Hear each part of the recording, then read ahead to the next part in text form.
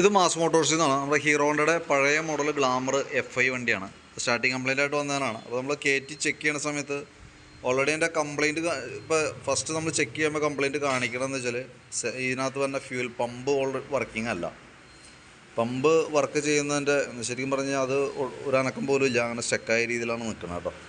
അപ്പോൾ fuel pump clear അല്ല, fuel line correct അല്ലാത്തത് കൊണ്ടാണ് വണ്ടി സ്റ്റാർട്ടാവാത്തത്. പ്ലഗിൽ കറണ്ട് കാര്യങ്ങളൊക്കെ ഉണ്ട്, പ്ലഗ് പുതിയതൊക്കെയാണ് ഇട്ടേക്കണത്. അതിൻ്റെ ഫ്യൂൽ പമ്പ് എന്ന് പറഞ്ഞാൽ ഇച്ചിരി കോസ്റ്റ്ലിയാണ്. പഴയ മോഡലൊക്കെ വരുമ്പോൾ ഇച്ചിരി റേറ്റ് വെയിറ്റ് കൂടുതലാണ് ഈ മോഡൽ, പഴയ മോഡൽ വണ്ടി. അത് കാരണം അതുമ്മേ ഇരിക്കുന്ന പമ്പൊക്കെ കെഹി എന്ന് പറഞ്ഞ ബ്രാൻഡായിരിക്കും, ജപ്പാൻ കമ്പനിയാണ്.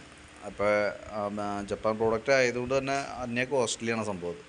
അപ്പോൾ ഞാനതൊന്ന് ചെക്ക് ചെയ്ത് നോക്കാം. പിന്നെ അതല്ലെങ്കിൽ നമുക്ക് അതിൻ്റെ ഉള്ളിലുള്ള റിപ്പയർ, മോട്ടർ റിപ്പയറിങ്, മോട്ടർ മാത്രമായിട്ട് നമുക്ക് മാറ്റിയിടാനായിട്ട് പറ്റും.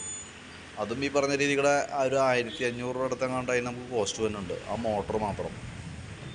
അതും ഒറിജിനലല്ല, പുറമെ റിപ്പയർ കിറ്റായിട്ട് തന്നെയാണ്. കമ്പനി ഐറ്റത്തിന് ഫ്യൂൽ പമ്പിന് മാത്രം നമുക്ക് 12,000 രൂപ മുകളിൽ നമുക്ക് റേറ്റ് വരുന്നുണ്ട് ഈ മോഡൽ. അപ്പം നിലവിൽ വണ്ടി സ്റ്റാർട്ട് ചെയ്ത് ഓടിച്ചാലാണ് വണ്ടിയുടെ ബാക്കിയത്തെ അവസ്ഥ എന്തെങ്കിലും ഉണ്ടെങ്കിൽ അറിയാനും പറ്റുള്ളൂ. അപ്പോൾ അതാണ് ഇപ്പോൾ നിലവിൽ ഇപ്പോൾ നമ്മൾ കയറ്റി പമ്പ് കംപ്ലൈൻ്റ് ആയതുകൊണ്ട് അങ്ങനെ വർക്ക് സ്റ്റോപ്പായിട്ട് നിൽക്കുകയാണ്. അപ്പോൾ നമുക്കെന്താ ചെയ്യേണ്ടത്, ഞാൻ മറ്റേ റിപ്പയർ പമ്പ് മോട്ടറായിട്ട് കിട്ടുമോ എന്നുള്ള ദിവസം ഒന്ന് ചെക്ക് ചെയ്ത് നോക്കാം, നോക്കിയിട്ട് അതിൻ്റെ ഡീറ്റെയിൽസ് അറിയിക്കാം. അപ്പോൾ അത് മേടിച്ച് വെച്ചാൽ തന്നെയാണ് നമുക്ക് എന്തെങ്കിലും ഒന്ന് വണ്ടി ഒന്ന് മൂവ് ചെയ്യിക്കാൻ പറ്റുള്ളൂ കേട്ടോ. അപ്പോൾ നോക്കിയിട്ടൊന്ന് പറയും, അതനുസരിച്ചിട്ട് നമുക്ക് എങ്ങനെ വേണ്ടതെന്ന് വെച്ച് കഴിഞ്ഞാൽ ആ രീതിയിൽ നമുക്ക് ചെയ്ത് നോക്കാം. അതിന് ശേഷമാണ് നമുക്ക് വണ്ടി എഞ്ചിൻ സ്റ്റാർട്ട് ചെയ്താലാണ് വേറെ എന്തെങ്കിലും പ്രോബ്ലംസ് എന്തെങ്കിലും ഉണ്ടോ എന്നുള്ള ദിവസം അറിയാൻ പറ്റുള്ളൂ.